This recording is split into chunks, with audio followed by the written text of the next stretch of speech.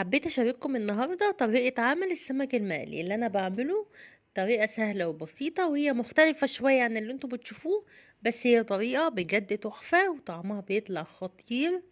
بصراحة جربوا الوصفة الحلوة دي. لو لسه ما تعرفونيش انا مطبخ ست هانم.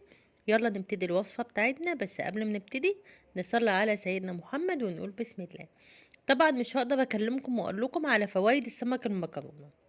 طبعا دي فوائد كتيرة جدا. بجيب السمكة بنضفها، انا بحب اشيل الراس بتاعتها دي، عايزين تسيبوها سيبوها.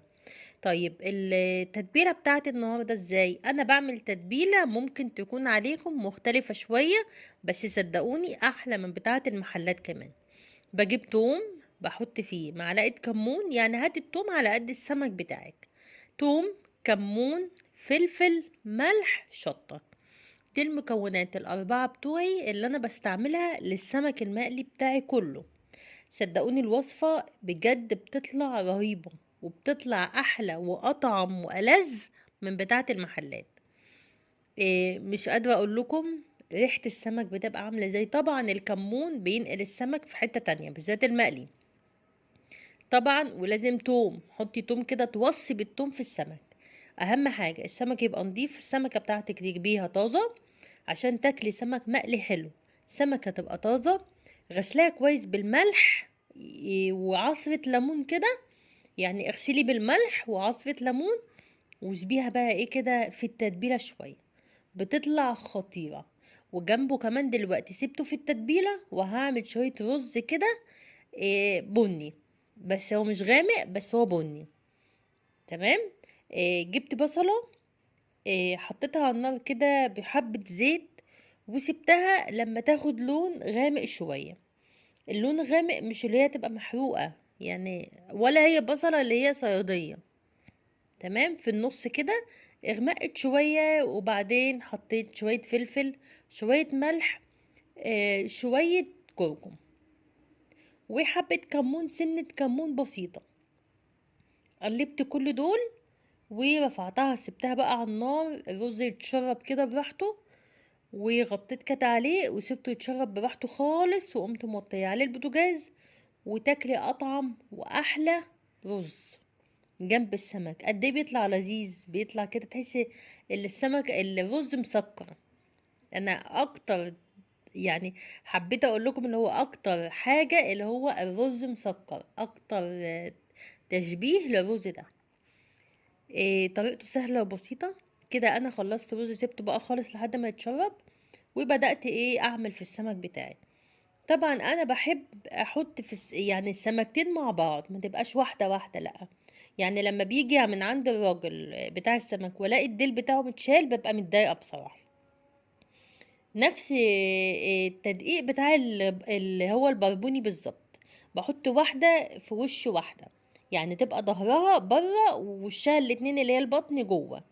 وببتدي اجيب المية كده، احط في شوية في الديل، ويبقى واحدة واحدة كده. يعني احط حبة في الديل، وشوفوا بصوا اقرب حاجة للي انا بوريها لكم العملي، اللي انا بحط حبة دقيق كده في الديل وبنفض الديل بتاعها كده، بنفضها من الديل بالديل وبسيبها. ابتدي بقى احطها في الزيت، بس كده. طريقتي للسمك المقلي طريقة سهلة وبسيطة على فكرة. احلى حاجة في السمك المقلي لما تاكليه او اي نوع من انواع السمك الزفرة. يعني اهم حاجة تاخدي بالك اللي هو ما يبقاش زفر، ما يبقاش في قشر. يعني وانت بتنضفيه كده القشر بتاعه لازم تاخدي بالك اللي هي ما يبقاش فيه ولا قشرة. طبعا بالسكينة بتعملي القشر بتاعه عشان يبقى نضيف. إيه، انا حبيت اشاركك النهاردة واقول لك الخطوات المهمة اللي انت تعمليها في السمك بتاعك، وخطوات سهلة وبسيطة وبتطلع لك احلى سمك وبيبقى مقرمش، وتاكلي منه حتى لو بارد. يعني حتى لو بارد بالليل تقدري ترجعي تاكلي منه تاني، بيبقى طعمه خطير. بس دي الوصفة النهاردة سهلة بتاعة السمك بتاعي، ويا ريت تكون الطريقة ديت ان شاء الله تعجبكم وتجربوها، وهتلاقوها والله التتبيلة دي بتطلع حكاية. كل اللي بياكل من ايدي سمك بيسأل التتبيلة دي انت عاملاها ازاي. سهلة وبسيطة وسريعة. حطيت بقى شوية زيت على النار، طبعا الزيت بيبقى سخن، يعني حمي الزيت شويه. بعد ما دققت السمك كله وعملته اتنينات كده.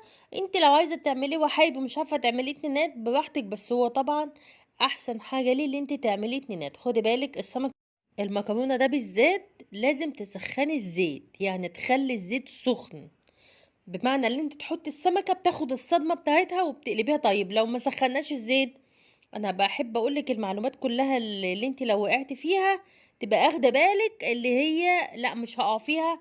إيه اتقالت قبل كده في فيديو، فايه تبقى سهله بالنسبه لك ان شاء الله. لألف به طبخ، يعني اللي لسه مش عارف يطبخ طبعا. في ناس يعني ما شاء الله عليهم في الطبيخ، بسم الله ما شاء الله عليهم يعني. طيب هتسخني الزيت جامد، تنزلي بالسمكه. طب لو السمكه انت ما سخنتيش الزيت، السمكه بتبقى مهوله كده من نفسها، بتبقى سايبه كده من نفسها وبتتقطع. دي خطوه مهمه تحطها في اعتبارك في اي قلي سمك.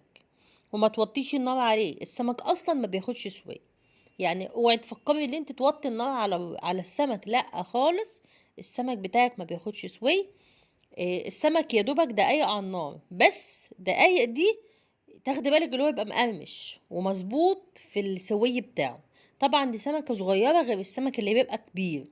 السمك الكبير بياخد وقت شوية على النار، وتبقي اخده بالك مفتحاه كده من الجوانب، وحاطه في التوم بتاعه والتتبيله بتاعته كويس، وبتبتدي تقليها. تديكي برضو طعم جميل وطعم حلو قوي قوي قوي. دي ما بتاخدش يعني يا دوبك 5 دقايق على النار وتبتدي تشيليها. اولا هي لو سبتها تكه بسيطه بتبقى مقرمشه حلو.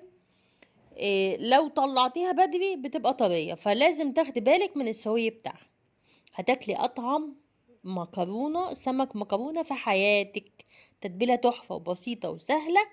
ويا رب يكون الفيديو عجبكم، ولو عجبكم الفيديو بقى لايك وشير وسبسكرايب عشان يوصل لكم كل جديد. ودعوة حلوة من القلب مع مطبخ ست هانم. مع السلامة، وإن شاء الله أشوفكم الفيديو الجاي وتكونوا في أحسن حال، وتكتبوا لي في الكومنتات إيه رأيكم في الطريقة بتاعت التتبيلة بتاعت النهاردة اللي أنا عملتها لكم.